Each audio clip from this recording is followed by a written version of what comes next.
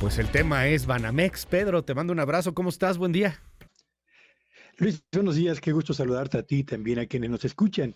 Sin duda alguna, la noticia dada a conocer hoy en la mañana por Citigroup, a propósito del cambio en el rumbo para desprenderse del negocio de Banamex, no solamente tiene implicaciones que serán analizadas por los especialistas en derecho, los especialistas en el mercado bursátil y quienes al mismo tiempo analizan un poco lo que es la condición actual del sistema financiero en México. Pero yo creo que hay otro ángulo que vale la pena también destacar, Luis, porque este último ángulo determinará el rumbo que seguirá buena parte de la actividad económica nacional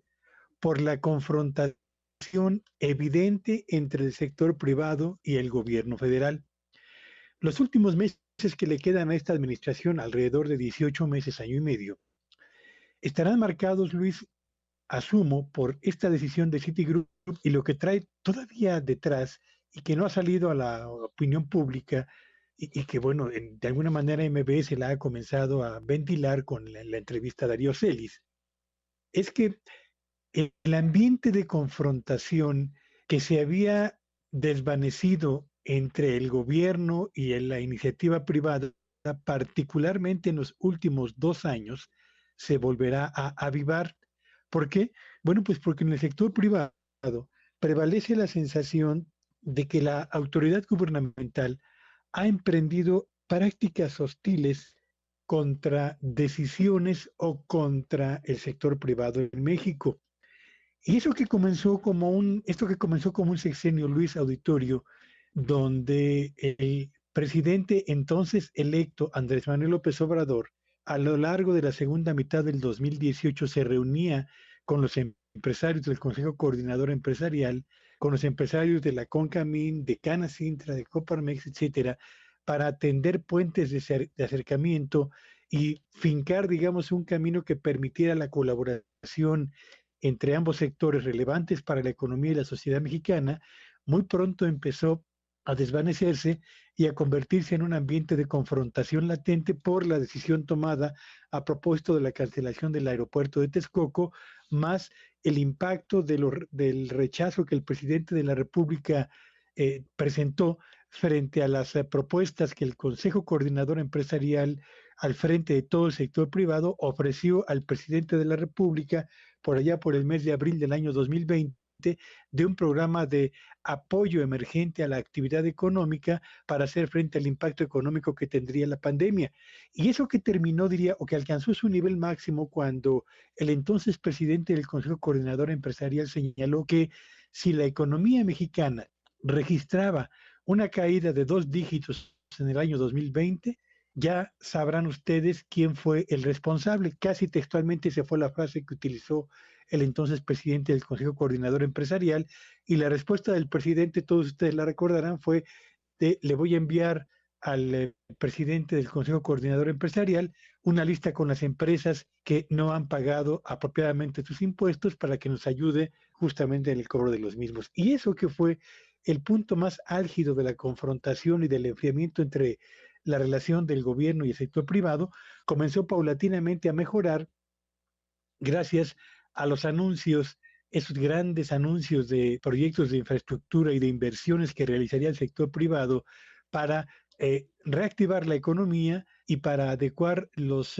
planes de infraestructura a las necesidades de una economía que requería inversión y empleo. Pues bien, esos grandes proyectos de infraestructura, que se hablaba de tres, solamente se anunciaron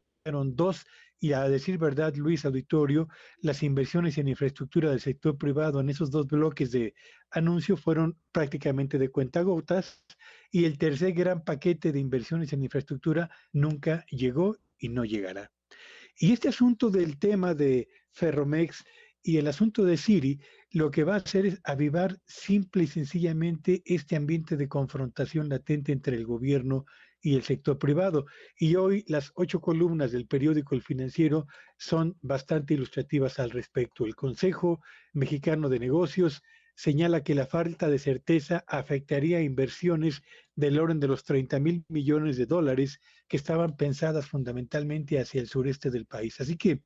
más allá más allá de todas las implicaciones técnicas y financieras que tendrá la noticia dada a conocer hoy muy temprano por Citi, hay un impacto que seguramente vamos a percibir en los próximos 18 meses, que será el enfriamiento de la ya de por sí baja inversión privada en la actividad económica, que sin duda alguna va a condicionar no solo el cierre de este sexenio en materia de crecimiento y empleos, sino sobre todo el arranque del sexenio para quien alcance la presidencia de la República en la próxima elección, Luis.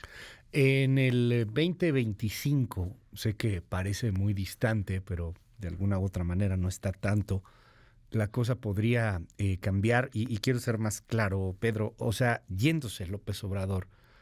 se queda también creo que el López Obradorismo, pero yéndose López Obrador la cosa podría amainar, podría calmarse el agua. Yo tengo la impresión, Luis, de que la primer gran tarea que le corresponderá a quien tome la presidencia de la República será tender un puente de comunicación, de acercamiento y de colaboración real con el sector privado. Porque los puentes que se han tendido en este sexenio han servido solamente para hacer anuncios importantes, pero con resultados francamente magros. Y yo creo que quien llegue a la presidencia en el próximo sexenio o para el próximo sexenio va a tener que reconocer que sin inversión privada este país no va a avanzar, sin un ambiente de colaboración y yo diría de certidumbre jurídica, tampoco habrá inversionistas productivos que estén dispuestos a meter su dinero en proyectos de mediano y de largo plazo de maduración en una economía como la mexicana, donde prevalecerá un ambiente de incertidumbre jurídica. Así que esa será, sin duda alguna, Luis, una de las primeras tareas que emprenderá quien esté al frente del próximo gobierno. Gracias, muchísimas gracias, Pedro. Te seguimos en tu red. Síganme en Twitter en @Petello Villagrán y que tengan un espléndido día. Gracias, es Pedro Tello.